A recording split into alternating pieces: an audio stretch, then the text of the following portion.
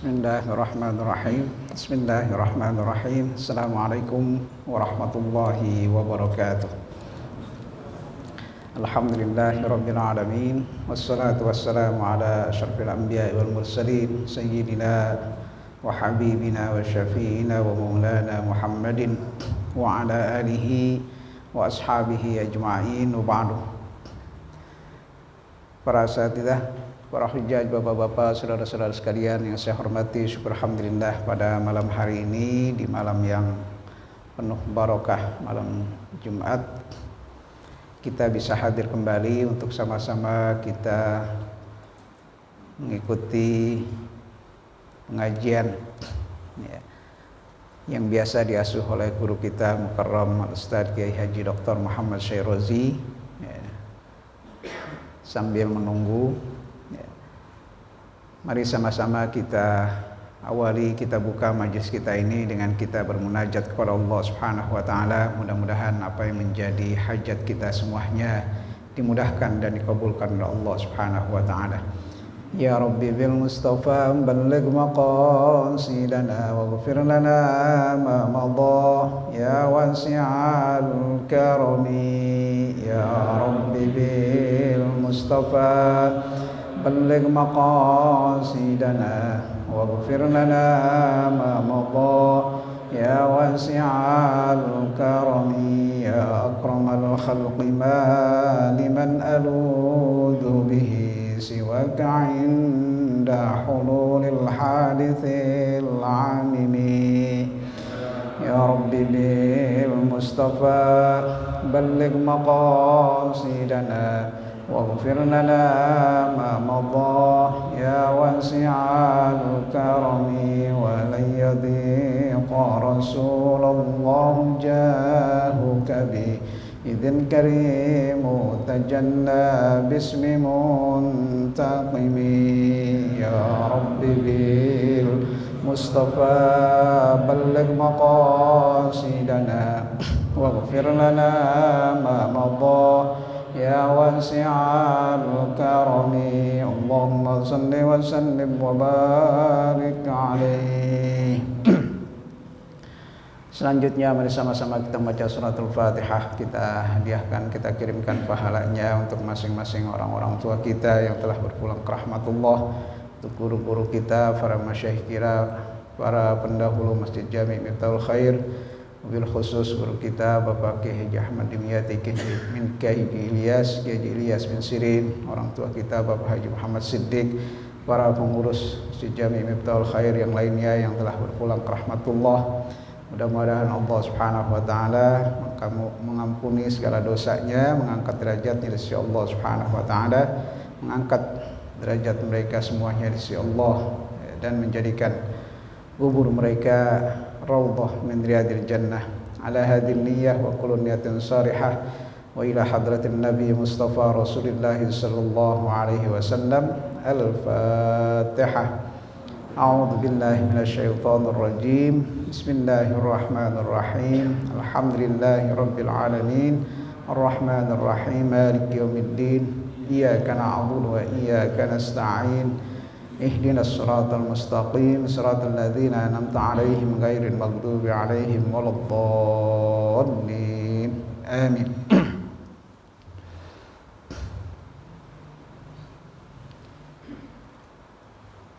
Ya, kita teruskan keterangan dari hadis Rasulullah sallallahu alaihi wasallam, dari hadis qudsi, hadis yang diriwayatkan oleh Rasulullah sallallahu alaihi wasallam, yaitu ya ibna Adam innaka ma da'utani wa rajautani ghafartu laka ala ma kana fika wala ubali. Ya ibna Adam law balagat dhunubuka ananas sama thumma astaghfartani ghafartu laka wala ubali. Ya ibna Adam innaka law ataitani biqarabil ard khataya thumma laqitani la tusyrik bi syai'a la ataituka biqarabiha maghfiratan. Rawahu at-Tirmidzi. Dari keterangan hadis ini menyebutkan bahwa asbab al-maghfirah, sebab-sebab seorang mendapatkan maghfirah, ampunan dari Allah Subhanahu wa taala atau penghapusan dosa, ya. Di antaranya adalah ad-du'a ma'ar raja, ya. Berdoa memohon kepada Allah Subhanahu wa taala, ya, supaya diampuni dosanya, ya, supaya diampuni kesalahannya, ma'ar raja, ada pengharapan, ya. Doa bukan hanya bacaan yang terucap, ya, tidak diresapi, tidak ada harapan dalam hati, ya. Itu, ya, bagaimana Allah Subhanahu wa taala mau mengabulkannya, ya. Karena ada syarat, ya. Syarat ketika seorang berdoa itu ya mesti harus ada harapan, ya. Artinya hatinya itu hadir saat dia meminta kepada Allah Subhanahu wa taala, ya. Mungkin banyak doa-doa yang kita hafal, ya, bahkan di luar kepala, ya, tapi enggak diresapi. Makanya dalam hadis Rasulullah SAW menyebutkan apa? Bahwa Allah Subhanahu wa taala tidak mau menerima doa yang diucapkan atau dibacakan min qalbin lahin, ghafilin lahin, ya, hati yang lengah, ya. Artinya pada saat dia berdoa hatinya tidak hadir, ya. Hatinya melayang kemana-mana, pikirannya melayang kemana-mana, tapi bacaannya benar, ya. Doa yang dibacakannya itu benar, ya, tapi hatinya itu melayang kemana-mana. Artinya dia memohon kepada Allah Subhanahu wa taala atau dia membaca doa itu, ya, dengan hati yang ghafilin lahin, ya. Wa'lamu annallaha la yastajib du'a min qalbin ghafilin lahin. Bahwa Allah Subhanahu wa taala tidak akan mengijabah doa, ya, atau permohonan yang dipanjatkan dari hati yang lengah, ya. Ghafil lahin itu yang lengah, ya. Baca doa tapi hatinya kemana-mana, pikirannya kemana-mana, nggak hadir, ya, tidak hadir. Makanya ketika kita berdoa harus ada harapan, doa ma'ar raja, ya. Memandangkan doa atau memanjatkan doa itu harus dengan penuh harapan, permintaan kita kepada Allah Subhanahu wa taala bahwa apa yang kita minta itu, ya, diijabah oleh Allah Subhanahu wa taala, dikabulkan oleh Allah Subhanahu wa taala. Itu yang dimaksud dengan ad-du'a ma'ar raja, ya. Allah Subhanahu wa taala, ya, menyuruh kita untuk meminta, ya, menyuruh kita untuk bermohon kita kepada Allah Subhanahu wa taala. Ud'ullaha wa antum muqinuna bil ijabah, ya. Mintalah kepada Allah Subhanahu wa taala dan kalian itu yakin. Muqinun itu artinya yakin bahwa, ya, doa yang kita panjatkan atau permohonan yang kita mintakan kepada Allah Subhanahu wa taala itu diijabah, ya. Karena, ya, pastinya Allah Subhanahu wa taala mengijabah doa kita. Wa qala rabbukum ud'uni astajib lakum, ya. Allah Subhanahu wa taala dalam Al-Qur'an berfirman, wa qala rabbukum, artinya Allah Subhanahu wa taala berfirman, ya, ud'uni astajib lakum, ya, berdoalah kalian kepadaku, pasti aku akan mengijabahnya, ya. Walaupun ya, dalam hadis ada penjelasan bahwa Allah Subhanahu wa taala pasti mengijabah, tapi dalam bentuk, ya, yang macam-macam bentuk ijabahnya. Ada yang diijabah 100% sesuai dengan apa yang dia minta. Ada yang ijabahnya dalam bentuk lain, tidak seperti apa yang dimintakan. Karena Allah Subhanahu wa taala Maha tahu tentang kondisi hambanya, kondisi kita. Allah kabulkan doa kita, tapi dalam bentuk yang lain. Ulama menyebutkan contohnya, misalnya kita meminta, ya, taruhlah minta rezeki, ya, rezeki yang luas, dimudahkan rezeki kita, ya, tapi tetap aja usahanya, ya, susah payah, ya. Untungnya pas-pasan Tapi dalam sisi lain Allah Subhanahu wa taala memberikan kita kesehatan yang membuat kita enggak perlu pakai ke dokter. Nah, ya kan? Sama aja kan kalau dapat rezekinya mudah, kemudian suka sakit-sakitan, ya rezekinya ya, bakal lari ke dokter. Ya, nggak bisa dinikmati, ya, nggak bisa dinikmatin. Yang nikmatin orang lain, ya. Atau mungkin dikasih sehat, cuman punya urusan mulu. Ya. Sekali urusan ngeluarin duit, ya, setiap urusan ngeluarin duit, artinya duitnya ya nggak bisa dinikmati, rezekinya tidak bisa dinikmatin. Yang nikmatin malah orang lain. Nah, itu berarti Allah Subhanahu wa taala memberikan ijabah dari doa kita itu dalam bentuk yang lain, tidak persis seperti apa yang dimintakan, tapi diberikan dalam bentuk yang lain. Yang ketiga, ya, dalam hadis Rasulullah SAW menyebutkan bahwa Allah Subhanahu wa taala mengijabah doa manusia itu, doa hambanya itu dalam bentuk nanti diberikan pahala di akhirat nanti.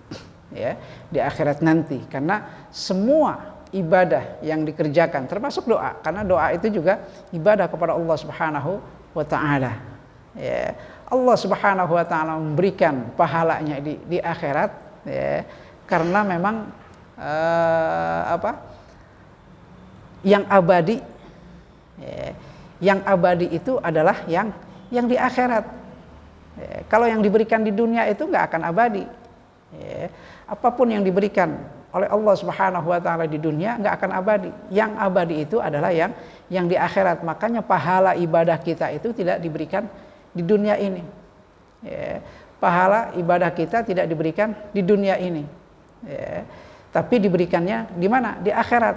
Ya, karena pahala ibadah itu yang abadi. Ya, akan diberikan di kehidupan yang abadi.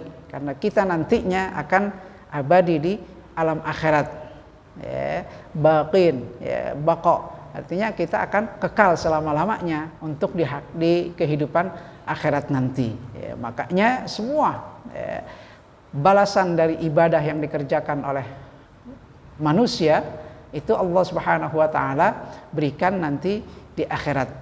Ya, termasuk doa.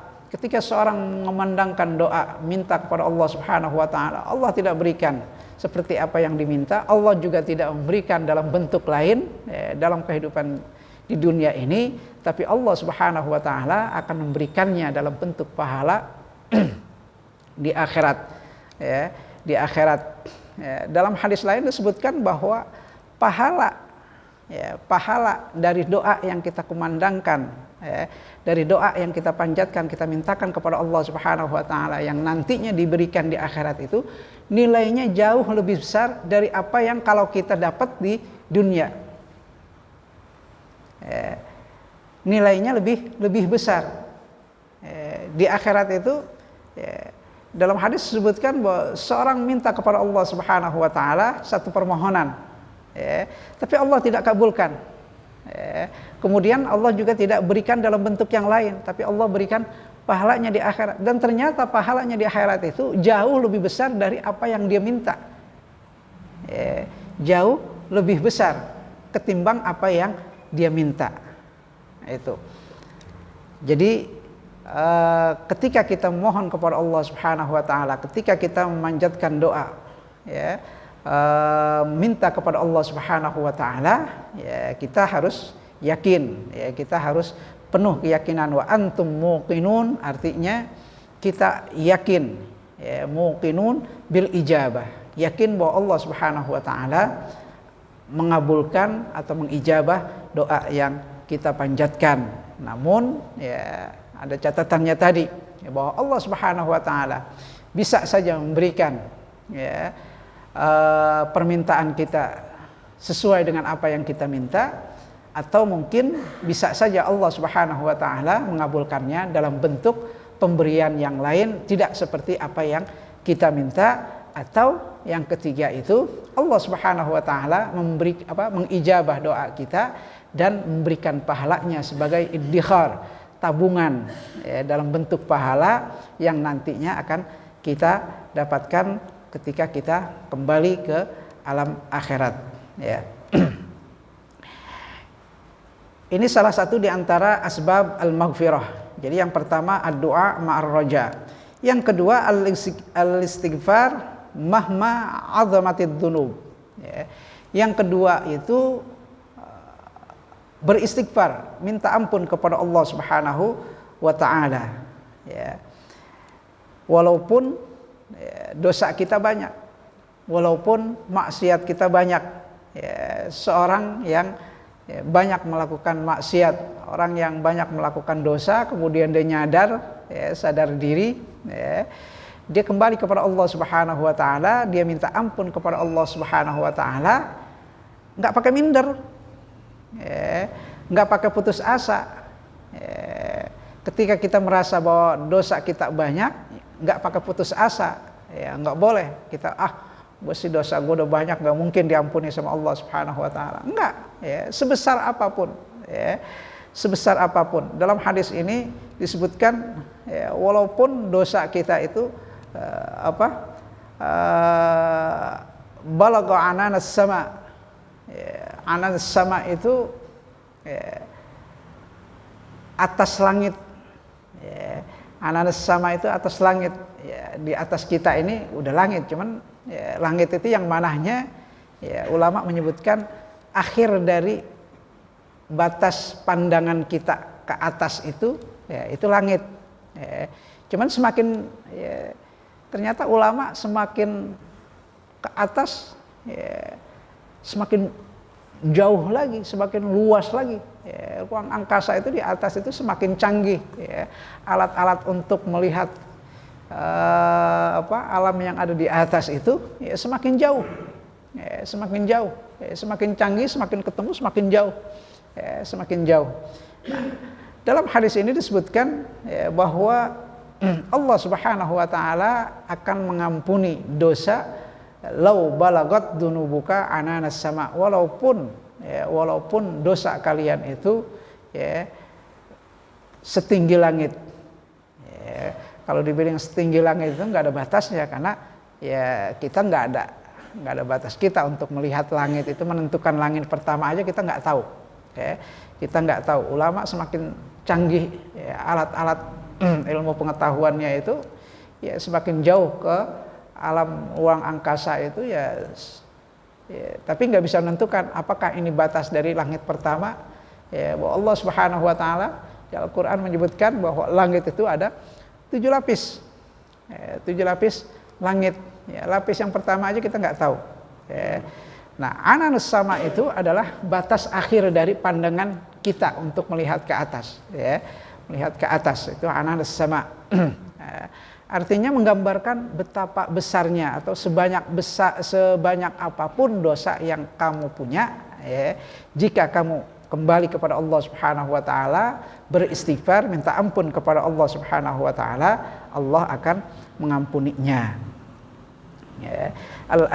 As-sabab ats-tsani min asbabil maghfirah al-madhkurah fil hadis huwa al-istighfar mahma 'azumat dzunubul insan hatta law balagat min kasratiha ananas sama wa huwa as-sahab aw ma intaha ilaihi al-basar minha. Jadi ananas sama itu bisa diartikan sebagai sahab. Sahab itu awan. Kalau awan kelihatan. Kadang-kadang kita naik pesawat, kalau sekarang naik pesawat, awan itu ada di bawah kita. Tapi dikatakan di sini aw ma intaha ilaihi al-basar. Atau yang disebut ananas sama itu adalah batas akhir dari pandangan kita. Artinya mungkin bisa lebih tinggi lagi dari awan. Wa qad warada dzikrul istighfar fil Qur'an katsiran. Fataratan ya'murullahu ta'ala bihi ka qaulihi subhanahu wa ta'ala wastaghfirullah innallaha ghafurur rahim. Banyak sekali ayat-ayat yang memerintahkan kita untuk beristighfar, minta ampun kepada Allah Subhanahu wa taala. Di antaranya wastaghfirullah innallaha ghafurur rahim dalam surat Al-Muzammil, dan minta ampunlah kalian kepada Allah Subhanahu wa taala atau beristighfarlah kalian kepada Allah Subhanahu wa taala, innallaha ghafurur rahim, bahwa Allah Subhanahu wa taala itu Maha Pengampun lagi Maha penyayang. Wa tarakan yamdah ahlahu ka qaulihi ta'ala wal mustaghfirina bil ashar. Ya. Kemudian dalam bentuk lain ya, kalau tadi ayatnya itu perintah fi'il amr ya, yang memerintahkan wastaghfiru ya, artinya beristighfarlah kalian ya, itu perintah dari Allah Subhanahu wa taala. Dalam bentuk lain Allah Subhanahu wa taala menyuruh kita untuk beristighfar dalam bentuk Allah memuji orang-orang yang banyak beristighfar ya. Wal mustaghfirina bil ashar ya. Artinya orang-orang yang beristighfar pada waktu sahur. Ashar ini waktu malam ya. Waktu malam ya. Waktu sahur ya. Kalau kita bilang kalau bulan Ramadan ya, kalau persiapan puasa itu sahur ya, itu sahur. Yang dimaksud itu ya sebetulnya sahur itu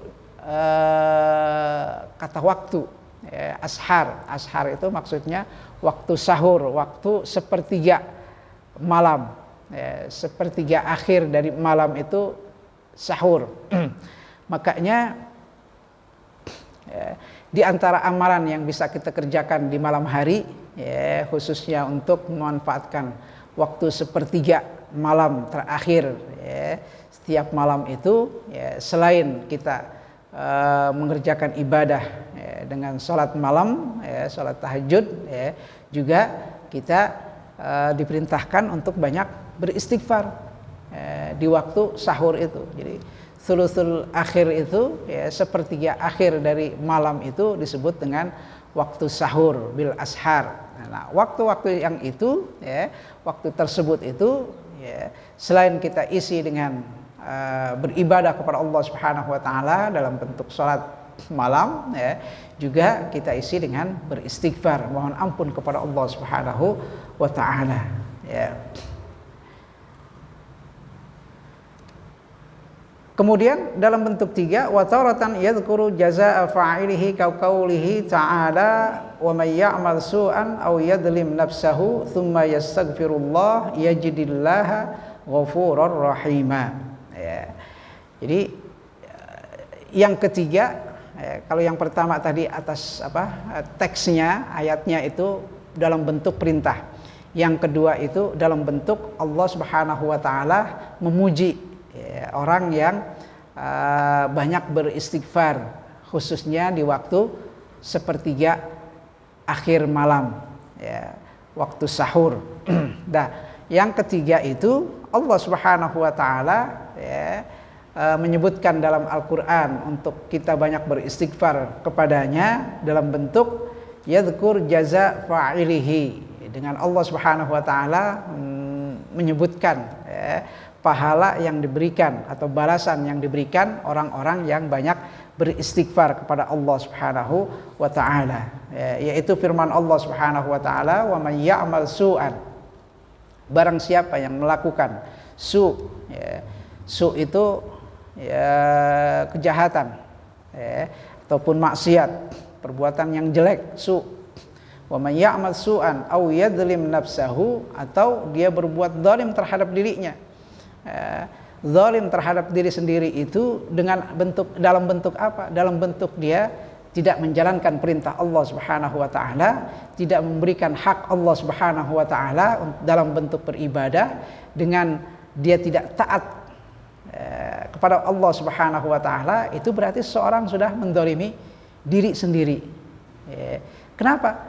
Karena kita ini diciptakan oleh Allah Subhanahu wa taala untuk beribadah kepada Allah Subhanahu wa taala. Ketika kita tidak menjalankan apa yang diperintahkan oleh Allah Subhanahu wa taala, berarti kita sudah menzalimi diri kita sendiri ya. Au yadlim nafsahu. Dalam ayat ini disebutkan au yadlim nafsahu, atau orang yang zalim terhadap dirinya ya. Seorang dianggap atau dinyatakan dia zalim kepada dirinya pada saat dia tidak memenuhi hak-hak Allah Subhanahu wa taala dalam ibadah ya. Hak-hak Allah dalam ibadah ya. Kalau menzalimi orang lain ya, berarti dia berbuat jahat kepada orang lain. Kita buat jahat kepada orang lain, berarti kita zalim kepada orang itu, atau kita ambil hak ataupun kita ambil apa yang dimiliki orang itu, berarti kita zalim kepada orang itu. Tapi seorang yang zalim kepada dirinya itu bukan berarti dia berbuat atau menyakiti diri sendiri, bukan. Maksud zalim kepada dirinya itu adalah seseorang yang tidak memenuhi hak-hak Allah Subhanahu wa taala dalam ibadah kepadanya. Karena kita ini atau manusia ini diciptakan oleh Allah Subhanahu wa taala adalah untuk beribadah kepada Allah Subhanahu wa taala.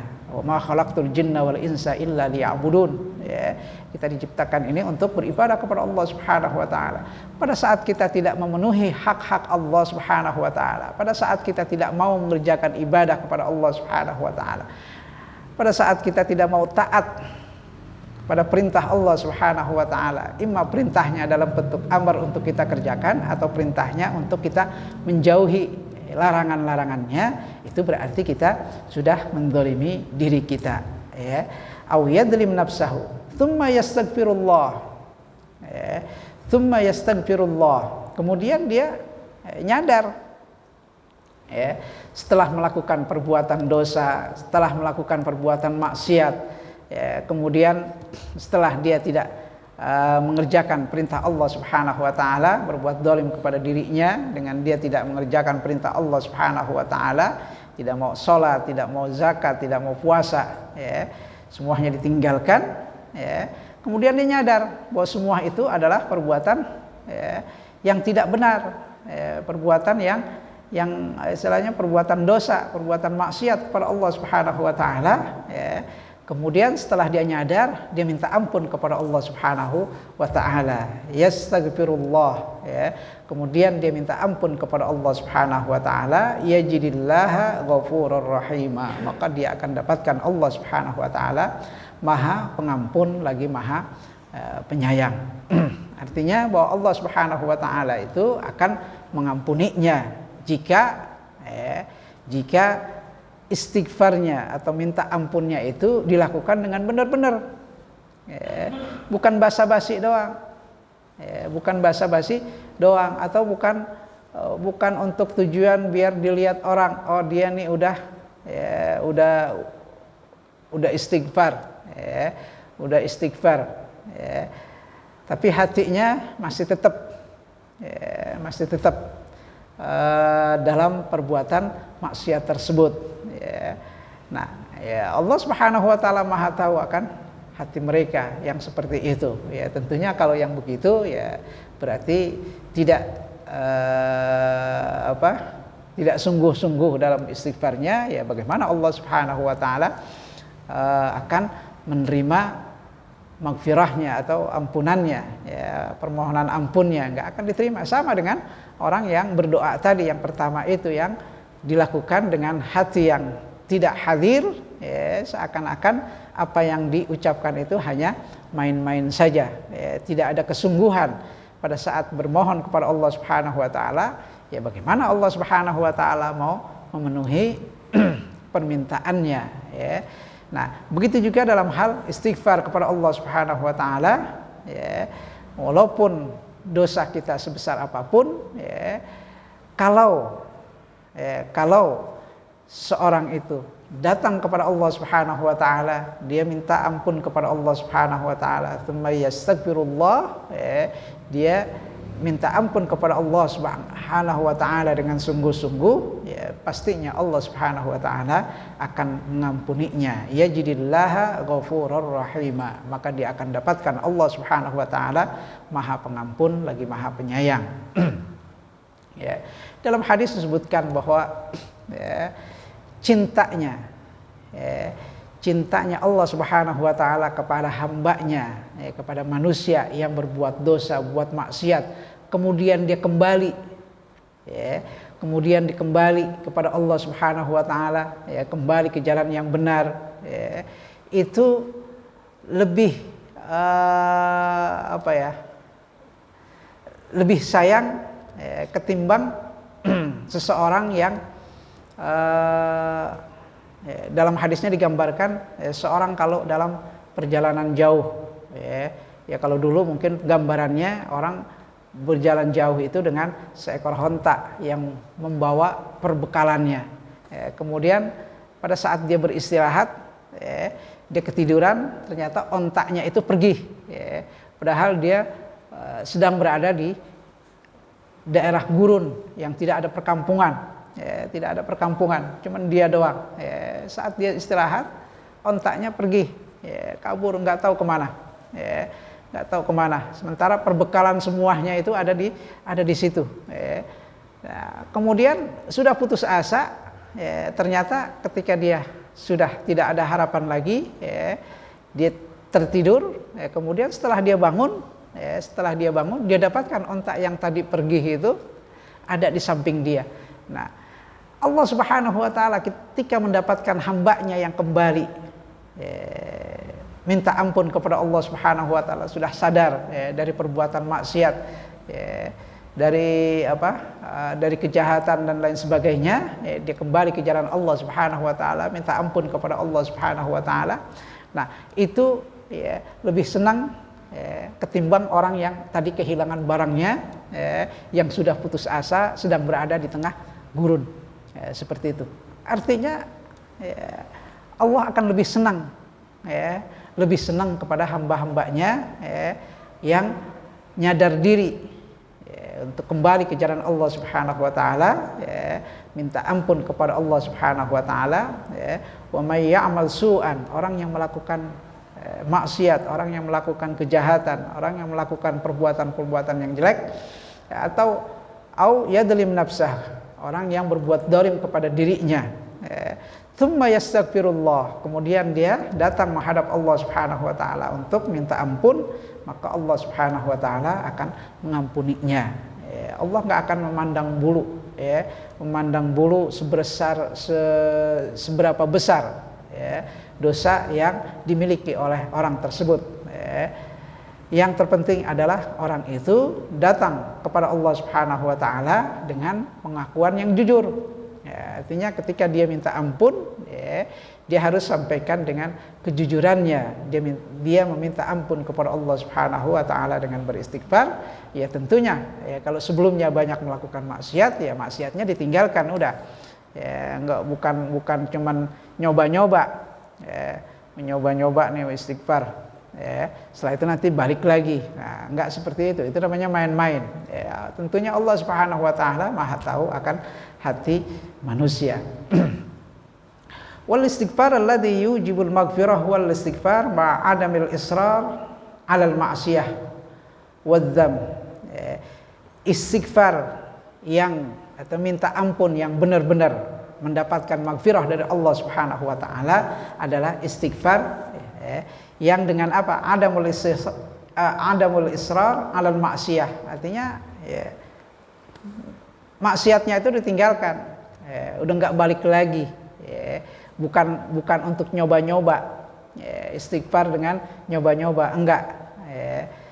Tapi jika seorang nyadar bahwa dia melakukan maksiat, dia minta ampun kepada Allah Subhanahu wa taala dengan jujur bahwa itu adalah maksiat, kemudian ada keinginan kuat dari dirinya untuk meninggalkan maksiat tersebut ataupun dosa tersebut, maka istighfar yang seperti itu akan diterima oleh Allah Subhanahu wa taala.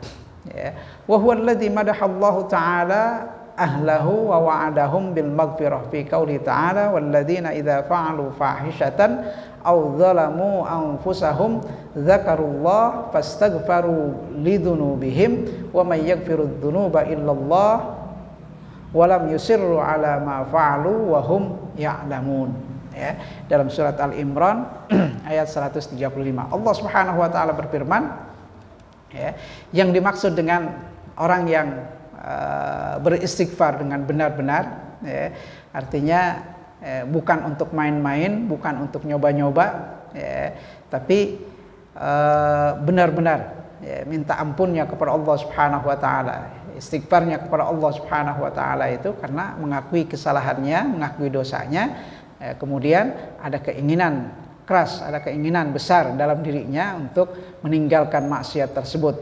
Nah, hal yang demikian itu yang dipuji oleh Allah Subhanahu wa taala, wa huwa alladzi madahallahu taala ahlahu wa wa'adahum bil maghfirah.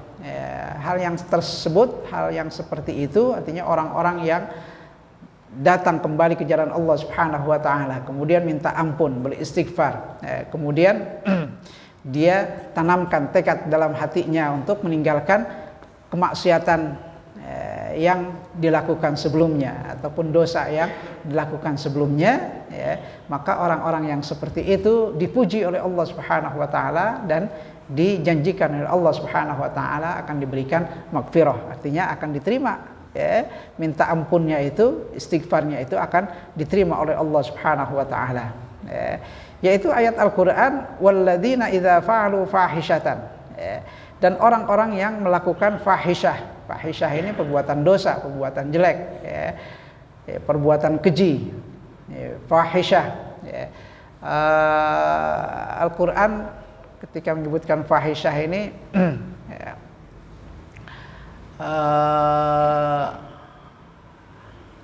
ulama menafsirkan fahisyah ini bisa secara umum, ini adalah perbuatan yang keji, bisa secara umum ini artinya adalah dosa, atau fahisyah itu juga Allah dalam Al-Quran menyebutkan perbuatan zina. Fahisyah itu perbuatan zina, berzina,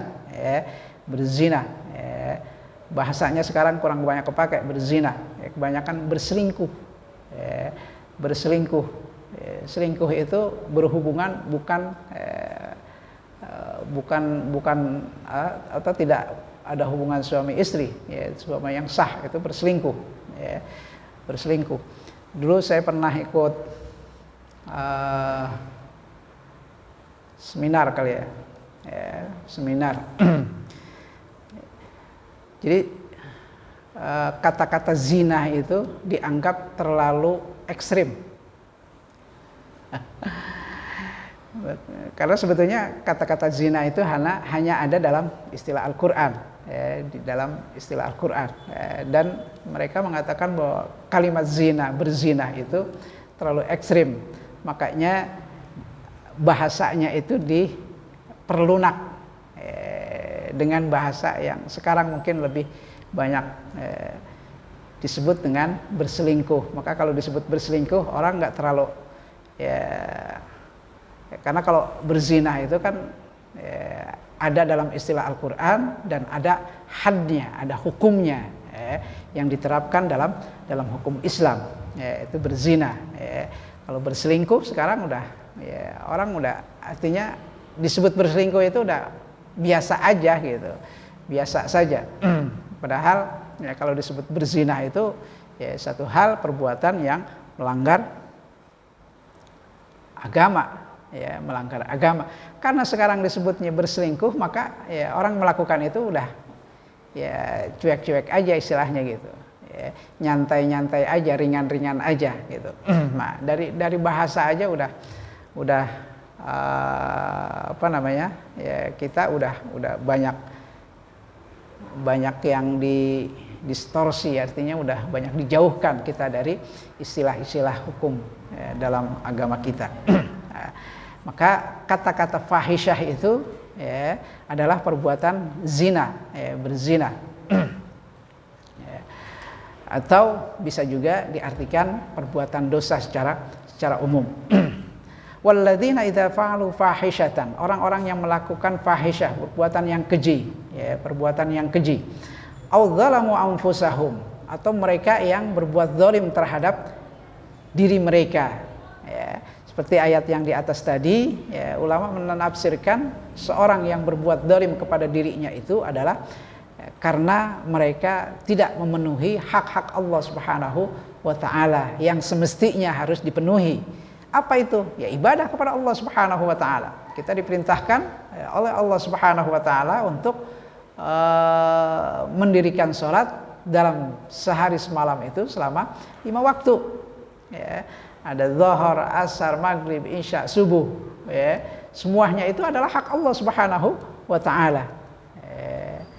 hak Allah Subhanahu wa taala. Yang fardu bukan yang sunnah. Kalau yang sunnah itu tambahan. Yang kuat mengerjakan silahkan. Yang nggak kuat nggak apa-apa. Namanya sunnah. Yang harus dikerjakan itu adalah yang fardu. Yang fardu itu berapa? Ya itu 5 waktu itu. Kalau yang qobliyah, ba'diyah sesudahnya itu wirid, zikir dan lain sebagainya itu tambahan. Tambahan.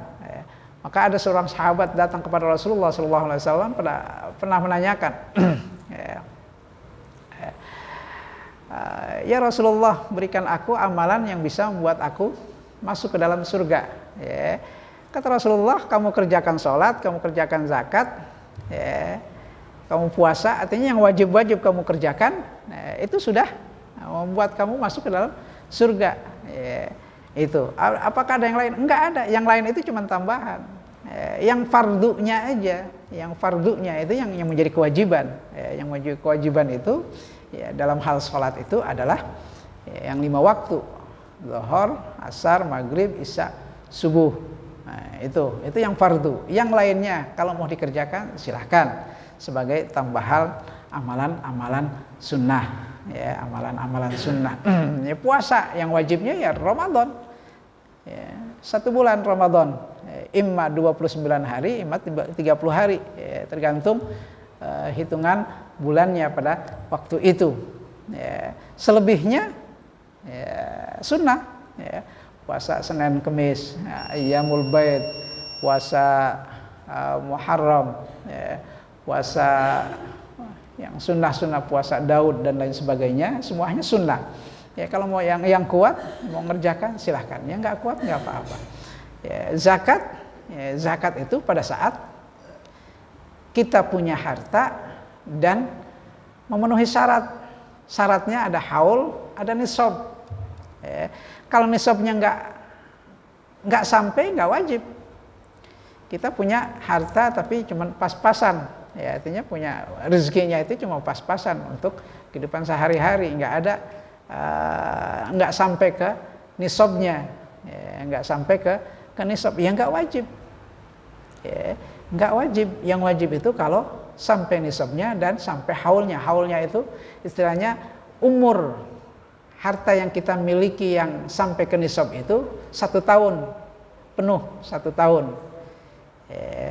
Kalau baru 2 bulan, kemudian setelah itu kepake lagi, kepake ke sana sini, habis lagi, kagak, nggak kena.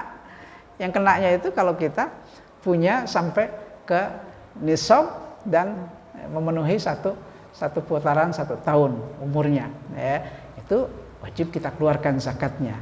Haji, bagi yang mampu, man istata'a ilaihi sabila, bagi yang mampu. Kalau yang nggak mampu, nggak wajib.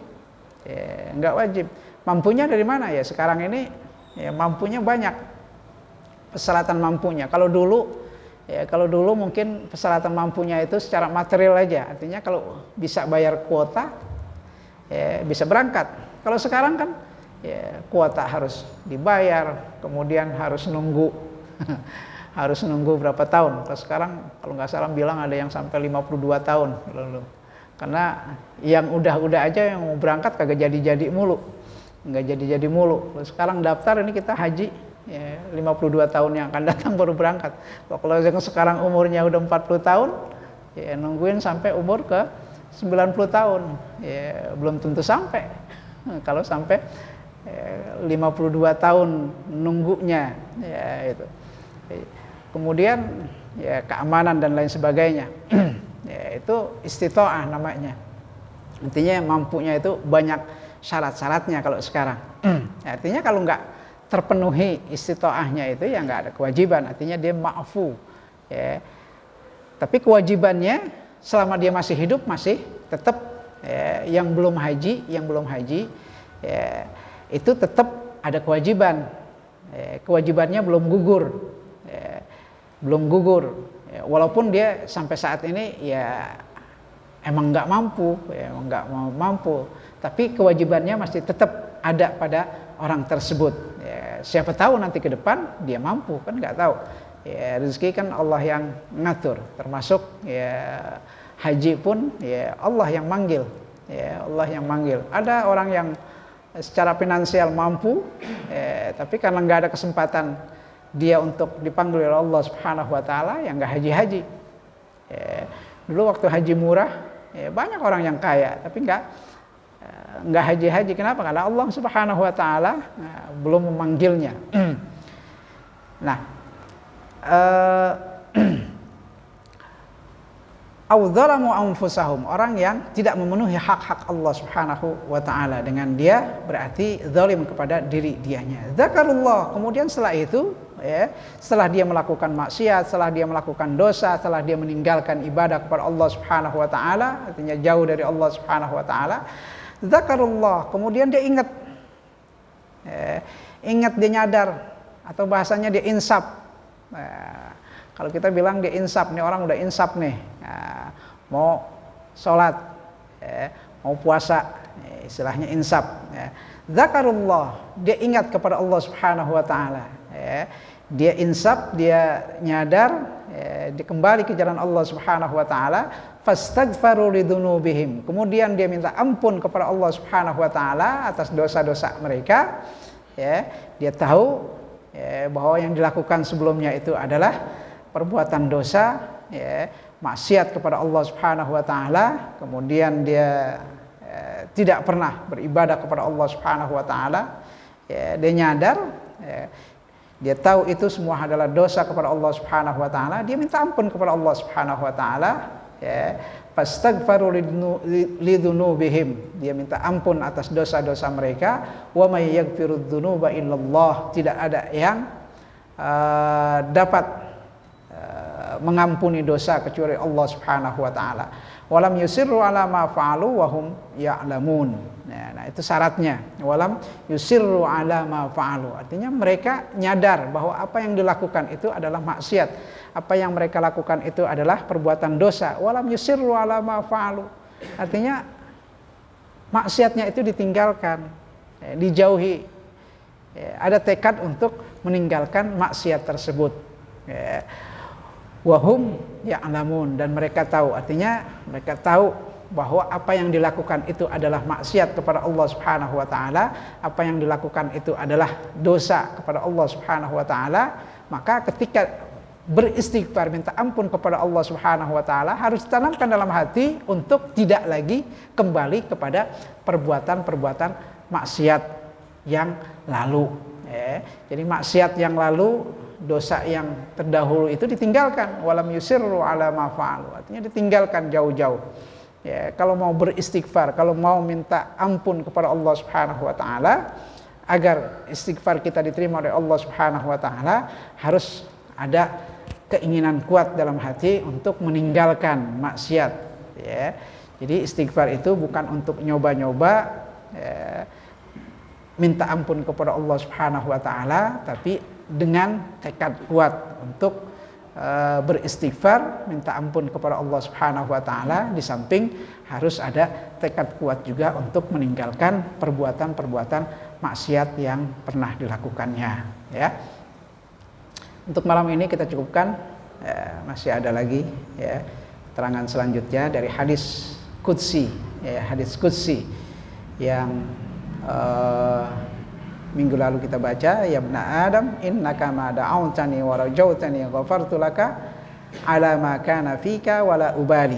Wahai manusia, sungguhnya jika engkau berdoa kepadaku dan meminta kepadaku, maka aku akan ampuni kamu ala ma kana fika, apapun kondisi kamu, wala ubali, tidak ada sesuatu yang dapat menghalangi ketika aku memenuhi permintaanmu. Ya ibna Adam, law balagat dhunubuka ananas sama thumma astaghfartani ghafartu laka wala ubali. Wahai manusia, kalaulah dosa-dosa kalian itu menumpuk sampai setinggi langit, kemudian kalian datang kepadaku untuk minta istighfar, beristighfar, minta ampun kepadaku, ghafartu laka wala ubali, maka aku pasti akan mengampuni kalian dan tidak ada satu hal pun yang dapat menghalangi ketika aku mengampuni kalian. Ya ibna Adam, innaka law ataitani biqarabil ard, wahai manusia, kalaulah engkau mendatangiku biqarabil ard khataya, kemudian kesalahan-kesalahan kalian, dosa-dosa kalian itu